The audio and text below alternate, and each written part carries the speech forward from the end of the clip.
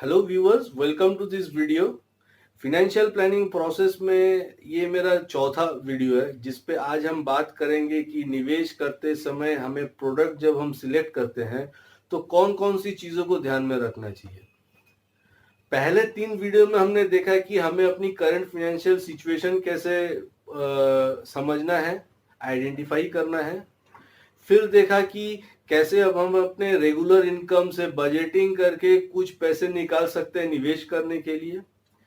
फिर हमने देखा कि गोल सेटिंग करना चाहिए, हमारे फिनेंशियल गोल्स कौन कौन से हैं और कैसे कैसे सेट करना चाहिए, उस पे हमने अपने थर्ड वीडियो में डिस्कस किए। और आज हम डिस्कस करेंगे कि हम कैसे प्रोडक्ट को सिलेक्ट करेंगे, प्रोडक्ट सिलेक्ट करते समय कौन कौन सी चीज़ों को ध्यान में रखना है हमें। तो प्रोडक्ट सिलेक्शन में बेसिकली करते समय जो जो चीज़ों को ध्यान में रखना चाहिए वो मैं कुछ पॉइंट्स है जो आप लोगों के साथ शेयर करूंगा।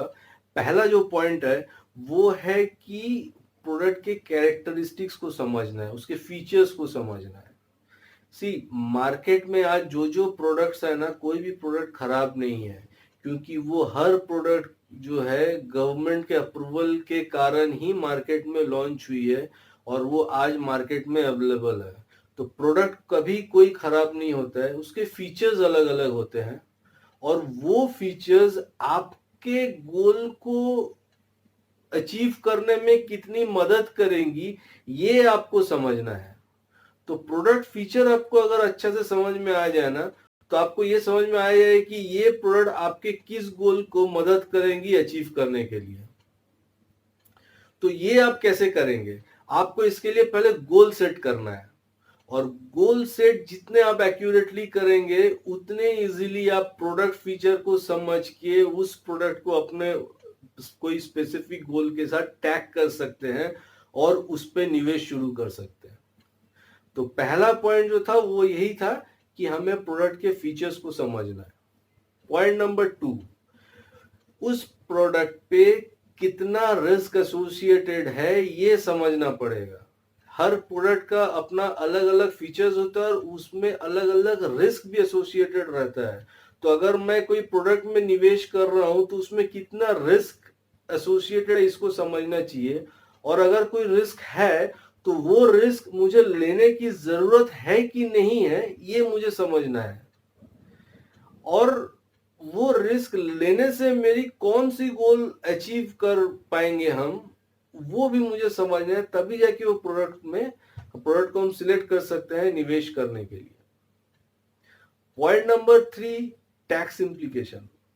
हर प्रोडक्ट का अपना अलग अलग टैक्स इम्प्लीकेशन होता है, वो भी समझना चाहिए। काफी सारे प्रोडक्ट है जहां पे निवेश करके हमें टैक्स रिबेट मिलता है और वो प्रोडक्ट में निवेश करने से टैक्स रिबेट भी मिलता है और हम अगर उसको कोई स्पेसिफिक गोल के साथ उस निवेश को अगर टैग कर दें तो वो गोल भी मेरा अचीव हो जाएगा।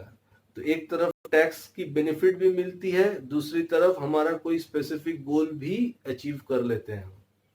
या कभी कभी कोई कोई प्रोडक्ट में जो मैच्योरिटी में जो है काफी टैक्स देना पड़ता है, तो उस पर निवेश करने से पहले भी वो समझना चाहिए कि क्या उस प्रोडक्ट में हमें निवेश करना चाहिए कि नहीं करना चाहिए।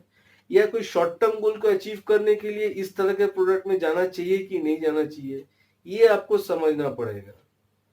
सी, कोई भी चीज प्रोडक्ट कभी भी हम सिलेक्ट करते हैं ना, तो वो मेरे गोल को अचीव करने में मदद करे, ये हमेशा मुझे ध्यान में रखना चाहिए। और लास्ट पॉइंट जो है वो है रिटर्न। हर प्रोडक्ट का अपना अलग अलग रिटर्न वो जनरेट करते हैं हर एक प्रोडक्ट। फिक्स डिपॉजिट में जैसे आज 6.5-7% इंटरेस्ट है, तो हमें डिसाइड करना है कि अगर मैं इस पर निवेश करूं तो मेरा कौन सा गोल अचीव हो रहा है और वो गोल मेरे लिए अभी प्रायोरिटी है कि नहीं है। फिर उस गोल को इस फिक्स डिपॉजिट के इन्वेस्टमेंट के साथ टैग कर देना है और उस पर निवेश करना है। उसका जैसे अगर लॉन्ग टर्म गोल है तो जिसमें बहुत बड़ा कॉर्पस तैयार करना है, तो फिर समझना है कि क्या हमें इक्विटी रिलेटेड फंड में निवेश करना चाहिए कि नहीं करना चाहिए, सो दैट लॉन्ग टर्म में मैं एक बड़ा कॉर्पस तैयार कर पाऊं। बट उसमें रिस्क है, उसका टैक्स इम्प्लीकेशन अलग है। हाँ, लॉन्ग टर्म में ये शायद कोई भी फिक्स इनकम से ज्यादा रिटर्न भी दे। तो आपको ये समझना है कि इक्विटी में अगर मैं निवेश कर रहा हूं तो मेरी कौन सी गोल पूरा होगी, इससे कितना मैं रिटर्न एक्सपेक्ट कर सकता हूं कितने समय में। तो ये समझ के आपको प्रोडक्ट सिलेक्शन करना है। तो कभी भी आप अगर निवेश कर रहे हैं तो सबसे पहले अपने गोल को ध्यान में रखिए, गोल को चेस करने की कोशिश कीजिए और प्रोडक्ट को सिलेक्ट कीजिए। ना कि अभी तक हम लोग क्या करते हैं ना, हम लोग रिटर्न को चेस करते हैं। हम हमेशा डिस्कस यही करते हैं कि किस में ज्यादा रिटर्न है और उसमें निवेश कर देता हूं, और उसकी रिस्क को भी नहीं समझता हूं हम लोग। अगर हम लोग उसके रिस्क को नहीं समझे तो कुछ अगर मिस हैपनिंग्स हो जाती है, तब हम बिना समझ के निवेश करने के कारण उस प्रोडक्ट में रह नहीं पाते हैं। हो सकता है हम लॉस पे भी कभी कभी पैसे को विड्रॉ कर लेते हैं, या कभी कभी हमारे काफी पैसे डूब भी जाते हैं। कुछ कुछ एनबीएफसीज में अगर हम पैसे लगा देते हैं, जो कि काफी रिस्की एनबीएफसीज प्रोडक्ट होते हैं, एफडी होते हैं, जिसमें काफी हाई रिटर्न रहता है, और काफी पैसे लोगों के डूबे हैं इस तरह के प्रोडक्ट में।